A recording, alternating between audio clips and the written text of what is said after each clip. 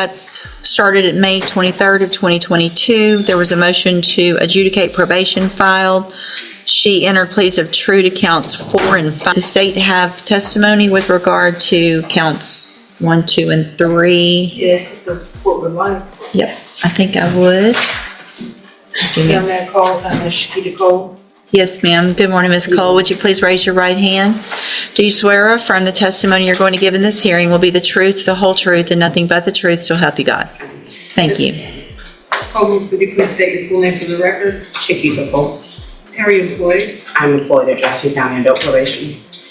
And as an adult probation officer, is it your responsibility to supervise an individual on this court's probation by the name of Devin Atkins?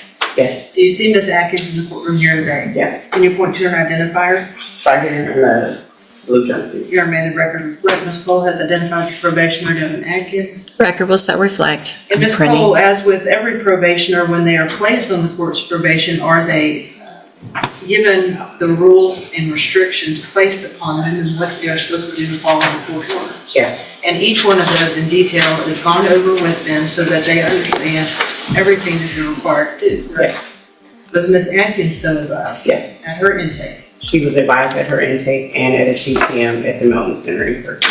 Okay, and describe for the court what a TTM is. A treatment team. Okay, so in your opinion, Ms. Cole, as her probation officer, was Ms. Atkins fully apprised and aware of what she was required to do on probation? Yes. And were in fact a majority of those things intended to help her? Yes.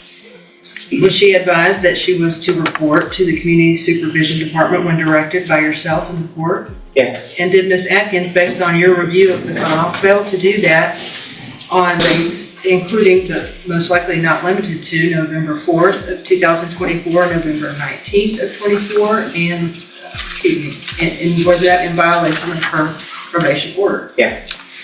Did you address that with her and inform her it is important to report if you have something come up you need to let me know? Yes. And did she do that? No. Was Ms. Atkins, as a condition of said probation, ordered to perform community supervision hours? Yes.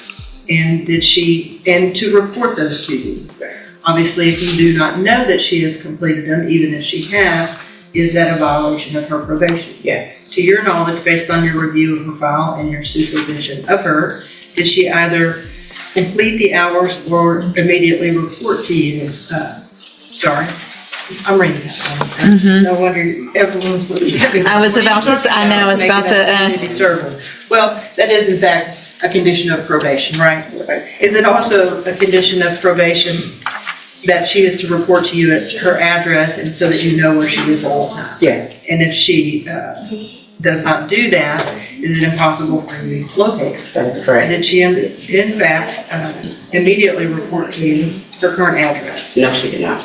Anything else? I know you and I have had a lengthy discussion about her that you feel would be appropriate for the court to know in conjunction with your testimony and your updated PSI. The main thing is her mental health. She refuses to address that. We've made appointments for her with Spinal Tap and she didn't attend the appointments. She's 100% when she was out unmedicated. So that kind of interfered with her completing her services.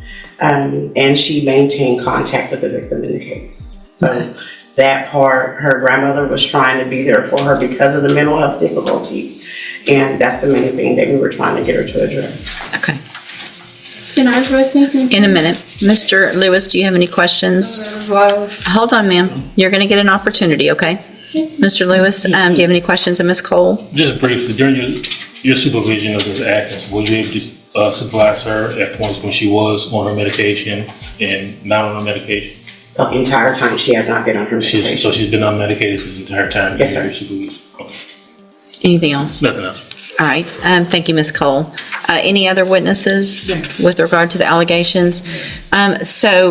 Based on the testimony, Unless I may ask, Ms. Cole, Judge, Yeah. and you stated that earlier, Miss Evelyn Thibodeau, I believe that is her grandmother, correct? Yes, respectfully. hold on, ma'am.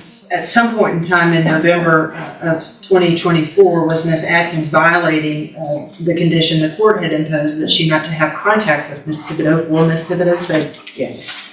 Thank you, Judge. Any questions about that? about No, the count, that's count 8 with the Right. contact, okay. Then, at this time, based on the testimony, I am going to find count 1, 2, 3, 6, 7, and 8 true. Again, there were pleas of true to counts 4 and 5 previously. I've received an updated pre-sentence report. Has everyone had an opportunity to review that report? Yes, ma'am, Judge. Any additions or corrections to that report? No, from the defense, Judge. Nothing from the state, Your Honor, unless Ms. Cole has something to add. Do you have anything to add that's not already in your report? No. So the main thing I want to make sure, Ms. Cole, I have a notation here to ask is, you guys were aware of mental health issues and had opportunities for Ms. Atkins to participate in mental health services. Is that correct? I made the appointments myself for her. Okay. All right. Argument, Mr. Lewis? Well, Judge, I think definitely from the updated PSI we have, as well as I think there was some issues from the jail. If you look at those issues and activity, I think that goes directly to her mental health state. Unfortunately, she has not been on a mental health caseload. I think that definitely would benefit her, as well as, being able to take advantage of any services that Spindletop MHMR may have, or any programs that probation deems appropriate for her. I have had conversations with her, and meaningful conversations with her, where she has addressed to me her desire to take advantage of those activities if those available to me. She did understand that she had the safety opportunity. It didn't go well, but I don't think the mental health issues were addressed, mainly just substance abuse at that point. I think if we can get a handle on that, or get some work done with her to address the mental health issues, I think she'll do a lot better in this situation and be able to complete this assessment. I mean, it's hard when Hold on. someone's not taking patients. Well, it sounds like you had appointments that you missed that Ms. Cole made for you. Did she go to regular Safe P or special? Hold on. Special needs. So she's already been to special needs Okay. Safe P. So that was a whole 6 months plus aftercare of drug and mental health help. So Ms. Atkins, the problem is you're being given all the opportunities.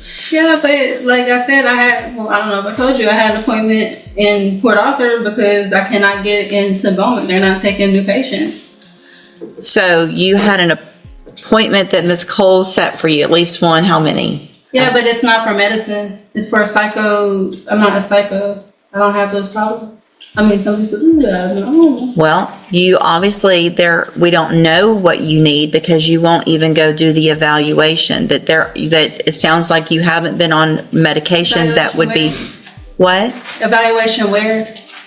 At Spindletop. That's what I'm telling you. That's not, I don't have that. I'm not a psychopath. That is for. It's psychopath. Nobody's saying you're a psychopath, but you That's what have. it's called, past program. I'm not a psychopath. That's what I'm That's not what it's called, and that's not the reason it's called that, okay?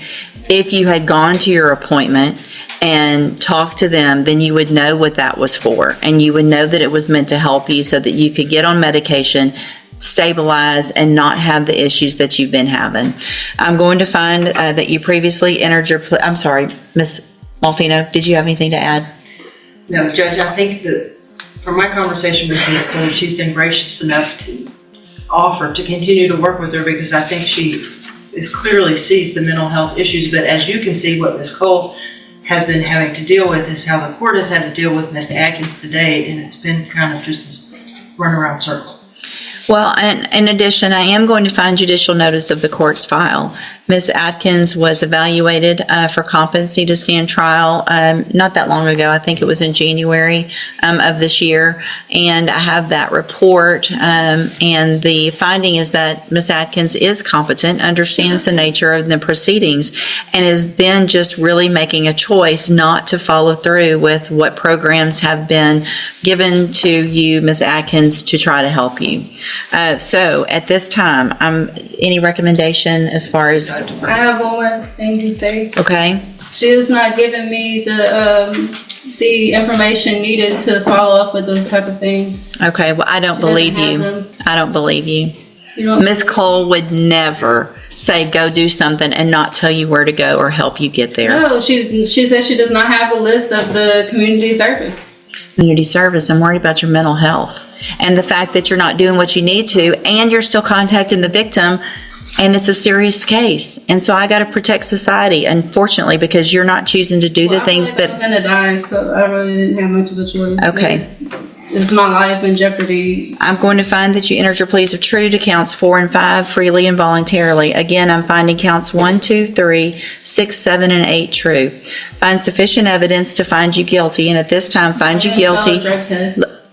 Don't talk I would over. like to look up. I'm about to sentence you to prison, and how you keep talking over me is about to start adding years onto that. Stop talking.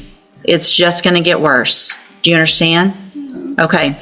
I'm going to find sufficient evidence to find you guilty, and at this time, I'm finding you guilty of injury to an elderly individual. Sentence you to a term of 5 years in the institutional division of the Texas Department of Correction. You will receive credit. You will receive credit on that sentence for any time that you've been in custody that the law gives you the right to receive. No. I'm telling you, like, she thought, like, I could not get up there. I'm going to hand you the trial court certification that shows this I would was like to speak to a detective. this was not an agreement, and so you waived your right to appeal. I need you to sign that with I gave you her. hospital papers. I gave her everything. I'm also I had handed a you. doctor's appointment and everything. That's what I'm I've got telling 5 you. more years that I could add on to that. Oh, man. I can give you up to 10. Adam, You need to stop talking so I can finish what I need to do, okay?